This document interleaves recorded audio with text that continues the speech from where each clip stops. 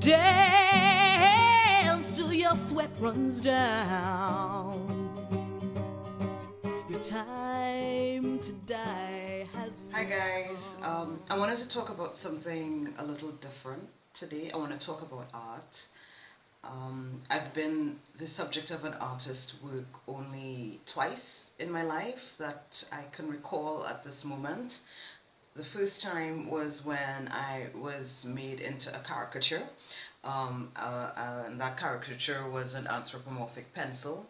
It was done by Andre Hutchinson, who was a graphic artist I work with, and he has a thing for turning people into anthropomorphic pencils. It's sort of like a hobby, an obsession that I could only liken it to that character from Superbad who had this obsession with drawing penises as characters. But he turned me into a pencil, and I used it as my social media avatar. I still use it as my social media avatar. It provides me with a little bit of anonymity online. So yeah, that's the first time. And then what I really want to talk to you about is the second time it happened, because the first time it was funny, and I was aware of it, and I knew it was going to happen.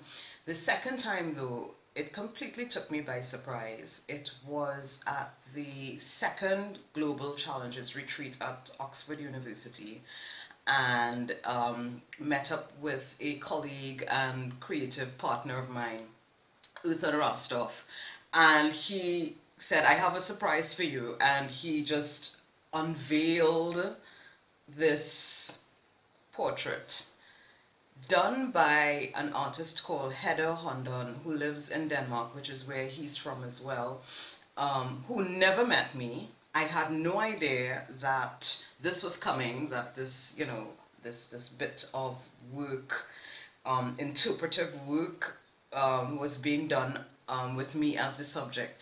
And it had a really profound effect on me, because what Hedda does as an artist, she takes people's selfies, their SELFIEs, and she makes them into selfies, CELLFIES.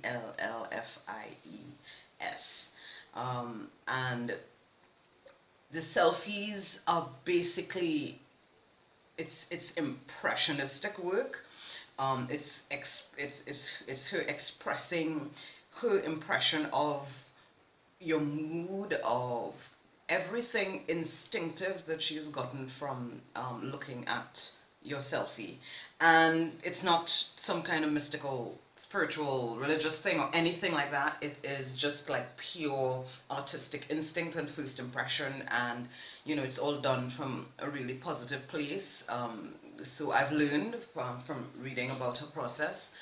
And when I saw the selfie, what was so remarkable was that for someone who had never met me, they captured something, an aspect about me that for me revealed a lot of truth about myself, which is that I am essentially an introvert masquerading as an extrovert most of the time. And one of the ways that I kind of set up a bit of protection for myself, it's my glasses. And whether it's my reading glasses or whether it is shades, it is sort of a way to a kind of barrier between me and everybody else. I love looking at people, I love studying people, and I can stare very intrusively at people, and wearing shades sort of allows me to do that without being made out. And it's not coming from a malicious place at all. I just find people extremely fascinating. People have been the subject of my fascination since I was a child, growing up among a lot of adults and not being involved in their conversation and just having to sit and listen. And I would sit and listen and observe subtle behaviors, observe, intonation, and observe things that are said and unsaid, and the gestures and so on. And I had to go back and find, where did I take this selfie? This SELFIE, where did I take it? And so I did some digging, and I got the story behind my selfie. And that story was, I was on a film shoot in St. Vincent and the Grenadines, which is just south of St. Lucia, where I live now. And I was there on a 2-day film shoot for a client. It was, the van was like this rickety old van that you could swear was going to break down any minute, and we were like up in the mountains, you know, really bad roads, winding mountainous roads. We were there to check out this woman's farm, very inspiring entrepreneurial woman who on her own, without the benefit of a, you know, a formal secondary school education or anything like that, had started her own farm. And, you know, it was wonderful. It was a wonderful experience meeting her. It was a wonderful experience being up in the countryside. It was not a wonderful experience all the way for me being the only woman in a film crew of men, Vincentian men. Not all of them, I have to say, but you know, it was just being subject to some of the worst conversations that I've had to endure. St. Vincent is not notably a very gender equal place. It's known for having one of the highest rates of gender violence in the Caribbean. It's also a very homophobic island. You know, there was that video released of, you know, from St. Vincent, of that young man just being surrounded by a mob of hateful people, physically and verbally abusing him. And it appeared, well, you know, the conversations were either demeaning to women, or they were really, really, really homophobic, just hateful, demeaning, derisive stuff about gays and lesbians. And I ignored it. I put on the shades and, you know, just sort of cut myself off. But then it started to occur to me, why do they keep bringing it up? They would start it, end it, move on to, they would always keep returning to this subject all the time. What is going on here?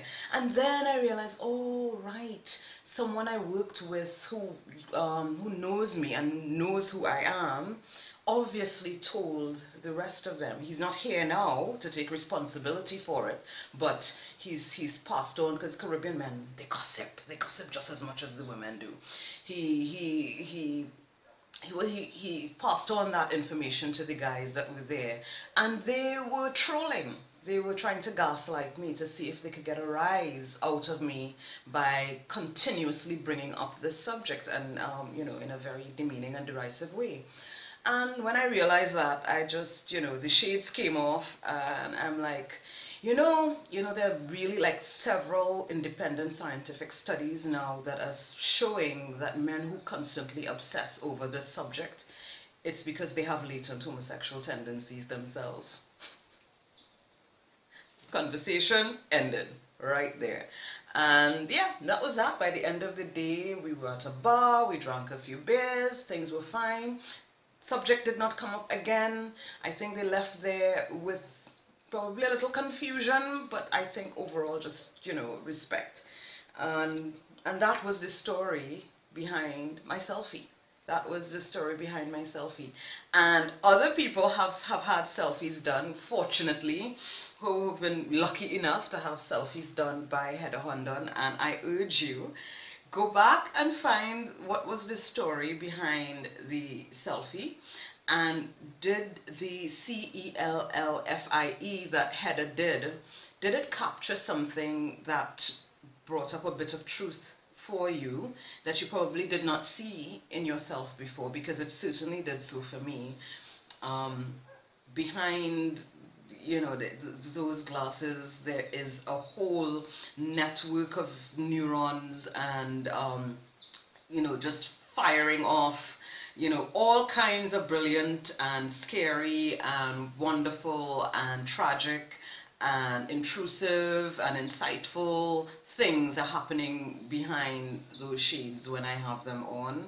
And I love my selfie, Hedda. Thank you so much for creating it. And I look forward to meeting you next year in Copenhagen at the event which you're artwork, your brilliant artwork also helped to inspire, which is the Humanity Lab. And, you know, I'll be talking about that more with the two co-founders of Humanity Lab, Earthan Raastoff and Margaret.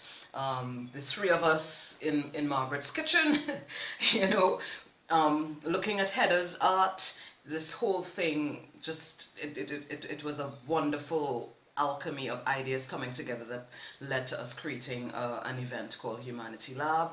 And yeah, Hedda, thank you. I look forward to meeting you. Share your selfie story, you know, hashtag my selfie story.